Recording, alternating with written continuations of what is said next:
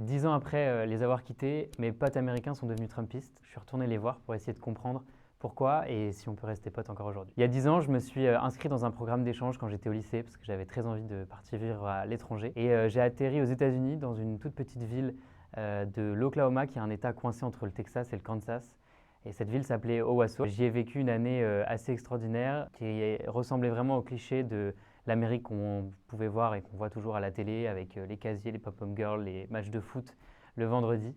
Ça a été pour moi une année exceptionnelle où je me suis fait plein de potes que je pensais garder toute ma vie. Moi, c'était la découverte à la fois du pays, mais aussi de leur culture à eux. Contrairement à la France, eux, ils conduisaient, donc on partait en road trip tous ensemble, à enchaîner les McDo et les pizzas, et c'était trop chouette, et on roulait pendant des heures. Enfin, j'ai découvert avec eux aussi un sentiment de liberté, donc ça nous a vraiment soudés. Mes amis américains, c'était ceux que je voyais quand j'étais en France à la télé, dans les séries, et je les trouvais trop cool. Au début, on est resté vachement en contact, et puis petit à petit, le temps a fait que, pour moi, 2016, l'élection de Donald Trump, ça a été un choc auquel je ne m'attendais pas, comme beaucoup, je pense. Ça correspondait pas du tout à l'image que j'avais de l'Amérique. Et cet endroit qui m'avait fait tant rêver et dans lequel je m'étais vraiment senti en phase. Donc de les voir soutenir Trump, ses copains et ses idées, je me suis rendu compte qu'il y avait un réel fossé que j'avais potentiellement pas vu à l'époque. Finalement, on n'était vraiment pas sur la même longueur d'onde, alors que moi je pensais qu'on était les meilleurs amis du monde. J'ai fait le choix d'aller les revoir parce que déjà ils me manquaient. Je trouvais que c'était une très bonne occasion justement d'aller se confronter à cette incompréhension. Les retrouvailles, elles ont été d'abord très joyeuses et puis ensuite en vient la discussion politique et moi j'avais assez peur finalement. Avant de partir, je me suis dit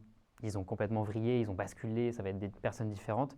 Et évidemment, c'était toujours les mêmes. Ils vivent vraiment dans un autre univers. Ils sont abreuvés d'un discours politique comme un bruit de fond constant à travers les réseaux sociaux, à travers les médias qu'ils consomment, qui sont évidemment complètement orientés. J'ai compris que moi, j'avais une place aussi assez privilégiée et que je faisais partie des personnes qui pouvaient faire le lien entre ces personnes-là qui sont tombées quand même dans des idées d'extrême droite et le reste de la société. Je peux le faire parce que je suis un mec blanc et que je n'incarne pas ce que eux souhaite voir disparaître. En discutant de ses propres vécus, de ses propres opinions, sans braquer l'autre, c'est là aussi qu'on fait émerger en tout cas des questionnements. Ces gens que j'ai vus, pour la plupart, ont connu un déclassement économique et c'est une vraie souffrance. Donc il y en a beaucoup pour qui le Parti républicain incarne ceux qui sont légitimes pour gérer ces questions-là. Il y a eu aussi surtout un shift, peur sécuritaire, immigration, tous ces sujets qui sont vachement poussés par les Trumpistes et par le camp républicain. Il y a un truc qui est intéressant là-bas, c'est que surtout en Oklahoma, qui fait partie de ce qu'on appelle la Bible Belt, donc c'est le cœur religieux chrétiens des États-Unis. Et donc ce sont des gens qui ont dans leur façon de penser la croyance comme vraiment